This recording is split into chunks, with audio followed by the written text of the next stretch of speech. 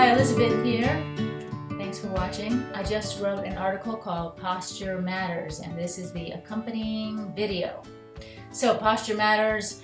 Why does it matter? I don't blame you if you don't think it matters. I sure didn't think it mattered at all, and I'm a relatively athletic, relatively self-aware person, and I didn't think it mattered until the Egoscue Method really cleared some things up for me. I had an injury and some chronic pain. And I really learned that posture mattered. So now I'm a certified postural therapist with the Egoscue Method, and I'm here to tell you that posture matters. So I think I'm going to explain some things to you that might illustrate the situation. So our shoulder joints are a great example of things that get out of whack. Okay, now they're a ball and socket joint. Okay, so there's the bone, the ball going into the socket. Okay, so it's a ball and socket joint, which has a ton of range of motion. I mean, these joints are miracles in and of themselves. And the range of motion, they're meant to just go back and forth, up and down, round in circles, really quite something, until they get compensated, until they get limited, until their range of motion gets compromised. Okay, so here's a great example, really super simple. Most of us have what we would call hinged shoulder joints, okay, so they're forward, which usually go along with that thoracic flexion, okay, so this is kind of a common poor posture.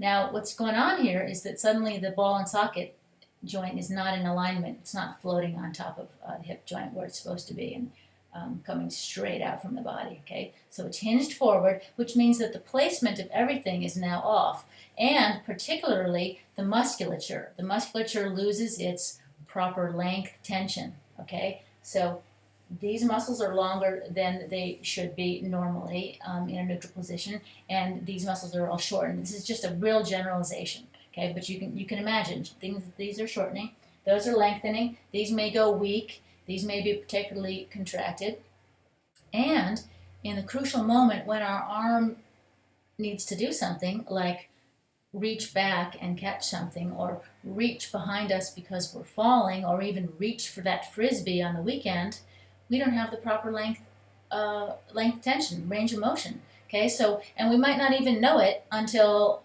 we're trying to catch something, or when we fling our arm back and it hurts. We strain muscles, we injure ourselves.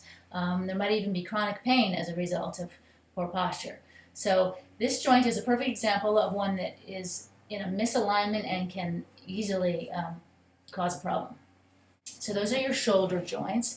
And the other really big thing that comes to mind when I think about why posture matters has to do with our, well, actually all the systems of the body. Okay, so the position of the body is designed to house our organs, or so to speak, right? And to allow everything. I mean, everything is designed with everything else to function optimally.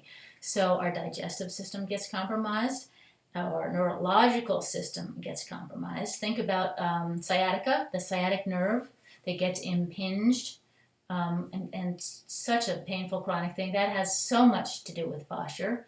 Okay, respiratory system also, that's an easy one to kind of visualize because our lungs need a certain amount of space, right? They're expanding and contracting in the chest cavity. Well, if the chest cavity is hunched over, guess what? Limited space, right? I mean, it's really amazing when you start to think about it, how the systems all work together, and the positioning of the body is crucial. And the movements created by the muscles that allow the skeletal system to go are also all in a very particular design that poor posture will start to break down. It starts to break down that design, and the muscular system gets compromised, then it turns into deviations, habituated compensations, and that's why posture matters.